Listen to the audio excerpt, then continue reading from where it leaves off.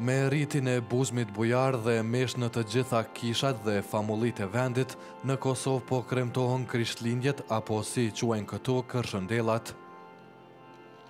Kremtet po përshkohen nga urimet për mbarësi, paqe e mirëkuptim ndërmjet njerëzve. Mesha kryesore është mbajtur në katedralen Nën Tereza në Prishtinë, ku morën pjesë edhe përfaqësues institucionesh vendase e ndërkombëtare. I peshqvi i peshkvisë e Kosovës do të Gjergji tha se Kosova i dërgën botës porosi të paqes, të lirisë dhe të mirëkuptimit. Një shoqëri e shëndosh duhet të ketë zemrën të drejtuar ka qielli derisa ecën mbi tokë, sepse vetëm kështu do të mund të rrugtoj pa marrë në thunë, së bashku me të tjerët drejt gjetjes së thesarit të humbur, që është bashkëjetesa me paqe dhe kujdesi për njëri tjetrin në dashuri, me të gjithë njerëzit në këtë nënqiell.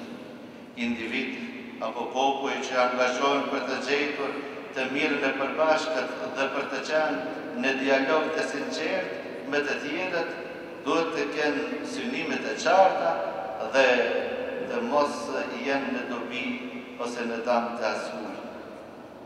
Udhëheqësit e vendit kanë përgëzuar besimtarët katolik, i peshkujnë e Kosovës dhe atin e shenjtë Papa Benedikti XVI për festën e Krishtlindjeve.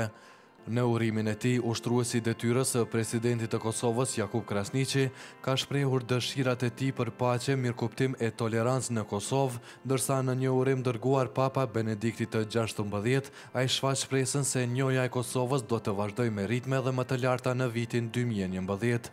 Njoja e Republikës së Kosovës nga Vatikani pritet me padurim nga i gjithë populli i Kosovës, i cili si gjithmonë është shembull i rrallë i bashkëjetesës, i harmonisë dhe i tolerancës ndërmjet njerëzve të etnive dhe të besimeve të ndryshme, thekson mes tjerash në urimin e tij për Papa Benediktin XVI, ushtruesi i detyrës së presidentit të Kosovës Jakub Krasniqi. Edhe kryeministri i vendit Hashim Thaçi në urimin e tij ka thënë se kjo festë kremtohet me dinjitet dhe respekt të lartë në të gjitha familjet e besimit katolik, duke i dhënë shkëlqim dhe respekt të vazhdueshëm për njëri tjetrin.